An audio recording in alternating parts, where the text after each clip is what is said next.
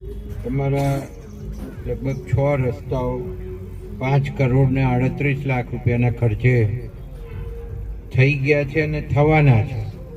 એવા ઉત્તરસંડા હારિયા તલાવડીથી નવા કુવા સુધીનો રસ્તો, ઉત્તરસંડા કૃપા તલાવડીથી રામજી પીર મંદિર સુધીનો રસ્તો, ઉત્તરસંડા પાણી ટાંકીથી ગંગા તલાવડી ફાટક 270 ને જોડતો રસ્તો, ઉત્તરસંડાથી જીબી ફાટક 268 સુધીનો રસ્તો, ઉત્તરસંડા ભવાનીપુરા મંદિર પાસેથી હસાઈ કુવાથી રેલવે ફાટક 268 થી નવ ભારત સીટ્સથી નેશનલ હાઈવે 8 ને જોડતો રસ્તો અને ઉત્તરસંડા સદાસના પીરથી કેવીએ કોલ્ડ સ્ટોરેજ થઈ અને કૃપા તલાવડી થઈને એને જોડતો રસ્તો.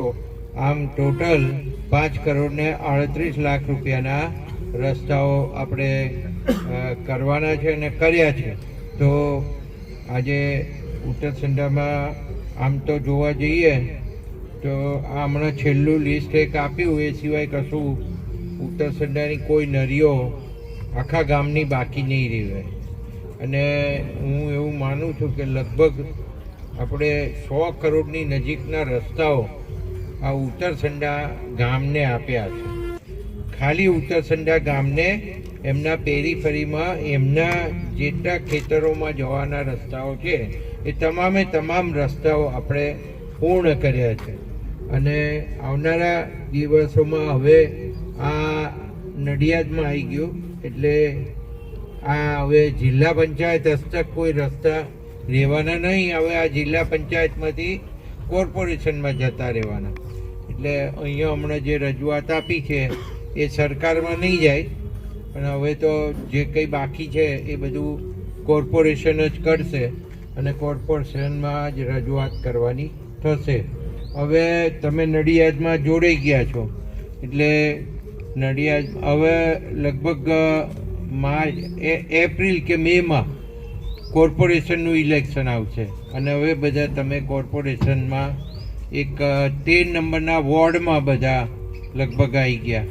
એટલે બરાબર ને, 13 નંબરના વોર્ડમાં આવી ગયા અને રસ્તાની પેલી બાજુનો ભાગ છે એ 12 નંબરનો વોર્ડ થઈ ગયો. એટલે આ 2 વોર્ડમાંથી હવે તમારે ઇલેક્શનમાં ભાગ લેવાનો થવાનો છે. તો તમને સૌને કહું કે કામ તો થતા જ રહેવાના અને કામ તો અમે કરતા જ રહેવાના, પણ કોઈને કંઈ પણ મુશ્કેલી હોય તો એ મારા ઘેર સીધા આવી શકે છે અને મને રજૂઆત પણ કરી શકે છે. હું 2 ટાઈમ બેસતો જોઉં, લગભગ બધાને ખબર જ છે. એટલે હવે જે નવા ડેવલપમેન્ટના કામો થશે આવનારા દિવસોની અંદર તમને દેખાશે. તો આજે ખાસ મારું અહીં સ્વાગત કર્યું. આટલા બધા લોકો તમે ઉપસ્થિત છો એટલે તમારામાં પણ એક ઉત્સાહ છે એ અહીં દેખાય છે. અને આવા તો મેં મારા 13 ગામોમાં અત્યારે કરોડો રૂપિયાના કામો આ તમારા જેમ છે એમ બધે ચાલુ જ છે.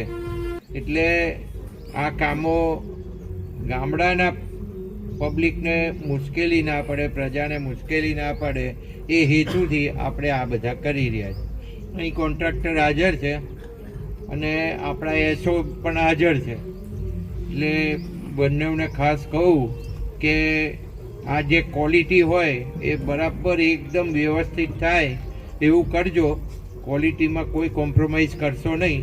તમને બધાને ખબર છે હમણાં જેલી સંકલન ગઈ એમાં પણ કહેવામાં આવ્યું છે અને મુખ્યમંત્રી શ્રી પાસે આ ખાતું છે એટલે આપણે કામ બહુ વ્યવસ્થિત થાય એ જોવું જ પડશે. કોઈ ફરિયાદ ના આવે એવું કરજો અને રોડ તૂટે નહીં એવું ખાસ કોન્ટ્રાક્ટરને કહું છું કે તમારી ગેરંટી પીરિયડમાં જો તૂટશે તો તમારે ફરી કરવો પડશે એટલે ડબલ પૈસા વપરાશે. એટલે પહેલેથી જ એવો રોડ બનાવજો કે જેથી તૂટે નહીં ને મજબૂત રહે. એટલે આજે તમારો બધાનો હું આભાર માનું છું કે આટલી મોટી સંખ્યામાં તમે ઉપસ્થિત રહ્યા. આપ સર્વેનો ખૂબ ખૂબ આભાર. ભારત માતા કી જય. વંદે માતરમ.